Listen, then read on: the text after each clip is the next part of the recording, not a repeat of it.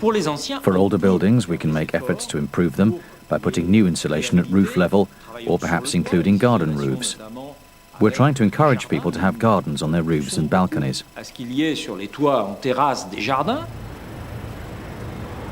The concept of the building is quite simple.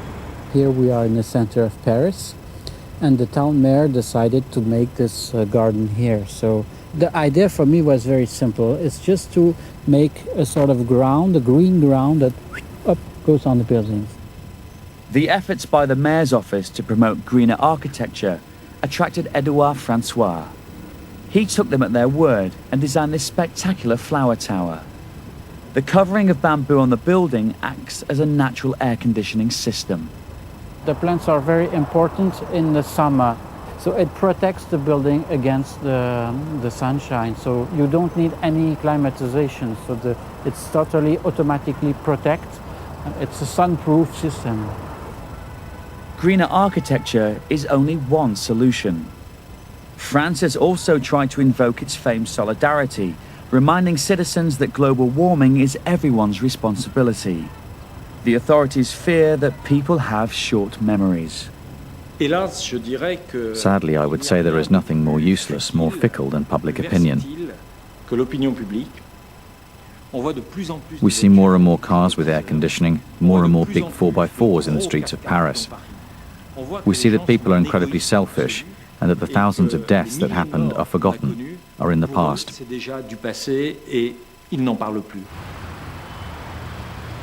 With France expecting heat waves every 7 years by 2050, this responsibility will be increasingly a matter of life and death. The worst situation I had to go through, that I had to handle myself, was the case of a 90-year-old woman.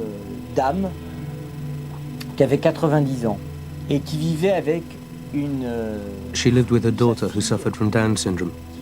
This 70-year-old daughter was like a child, with the mental age of 5. C'était une femme de 70 ans, mais qui avait un âge mental de 5 ans. Et sa mère qui avait... And her mother, who had never been ill, she then told me, if I die, no one is going to take care of her. Elle est morte. She died. So I found myself at the foot of the bed, with her daughter holding her hand, saying to her, Mummy, get up, we have to go. Qui tenait la main en disant, Mamie, lève-toi, il faut s'en aller. That was really very difficult. Très dur.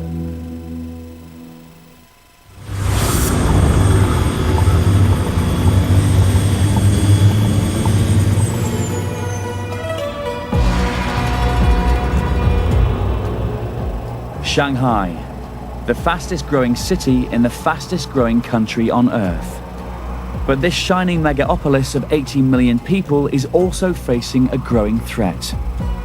As recently as 2004, 18 powerful typhoons hit this region of China. For Shanghai, sitting just 4 meters above sea level, a direct hit could spell disaster.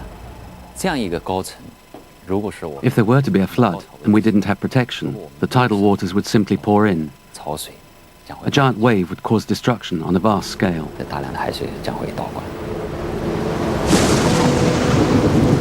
And the giant waves are getting closer. Chinese meteorologists are predicting that the abnormal weather patterns causing the typhoons are set to increase. The accompanying heavy rainfall will add to already rising sea levels. During our routine weather research, we observe that global warming, we call it climate warming, may lead to an increase in extreme weather conditions. In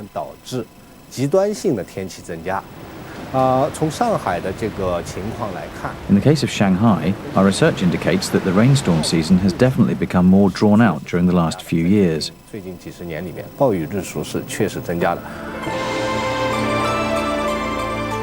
With more typhoons and sea levels set to rise by 20 centimeters in the next century, flood control has become one of the biggest challenges facing the Chinese authorities.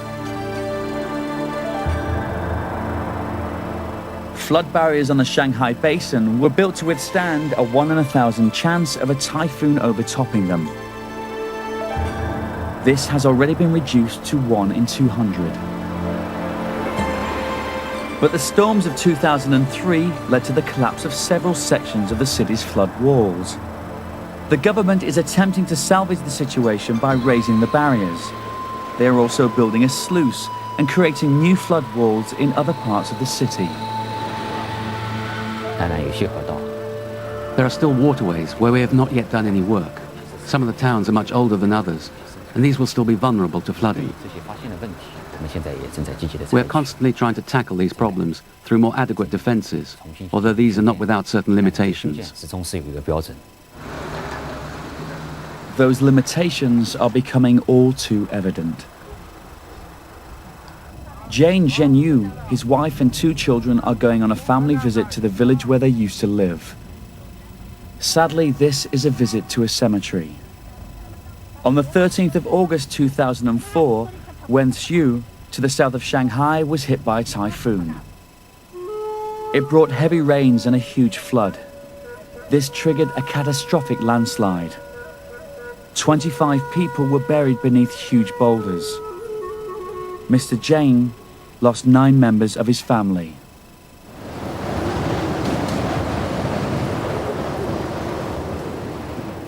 There was a very strong wind and it was raining heavily. There hadn't been such strong wind or such heavy rain for decades, for several centuries. People couldn't open their doors because the wind was so strong. Nothing like this had ever happened before.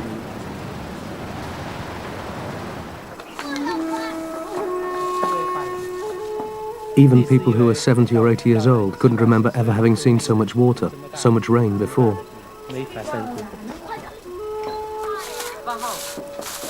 Mr. Zhang and many other families from Wenzhou have been relocated to a nearby town. He only journeys back here now to make offerings at the graves of his relatives. Most of us don't like coming here because it brings back painful memories. We come to make offerings, but we really don't like coming back because it reminds us of the loved ones we lost and we feel sad.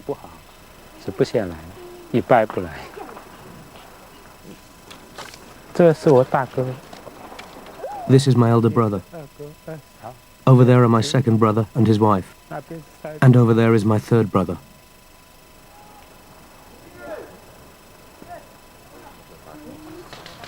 The tragedy came from heaven. It was raining heavily and there were high winds. It came from heaven. It was fate.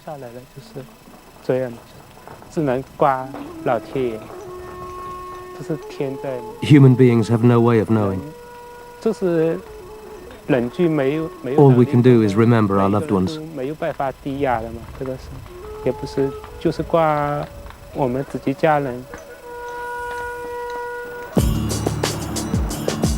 An estimated 250,000 people arrive every year in Shanghai with one thing on their minds: to make money.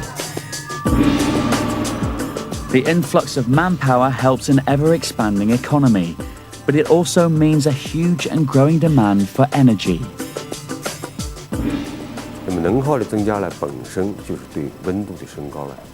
This increased use of energy resources is the root cause of the increased rise in temperature. The change is rather more apparent in Shanghai because of the nature of the human activity there. The increase in temperature is rather more obvious there because of the way in which the city uses heat. Why are peak summer temperatures increasing in this way? Because people's standard of living has improved, which means that our energy consumption has increased. More energy consumption means more energy production. The Chinese already burn vast quantities of fossil fuels. The low cost outweighs its impact on the environment. They've just embarked on a huge program of building coal-fired power stations. The sulfurous emissions cause more pollution, adding to the increase in temperature. These rising temperatures mean warmer, expanding seas. Warmer seas are a significant ingredient in the creation of typhoons. The changing climate and the vulnerability of cities like Shanghai pose an immense challenge for this huge developing nation. But the Chinese are as confident as anyone can be in their own way of handling the future. There is a Chinese saying which goes, "Face up to the danger." There's room for improvement in this area, but I feel confident because our defense measures are completely different from those in the United States. We have a leader who is responsible for everything, and if there is a disaster, he'll be in big trouble.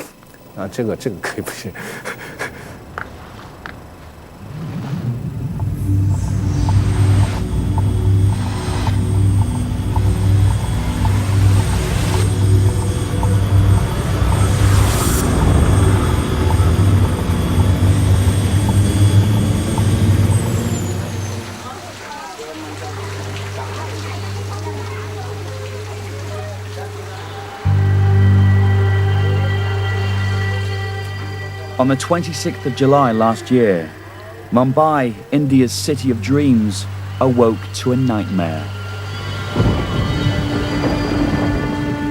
That day, nearly a metre of rain fell. It was the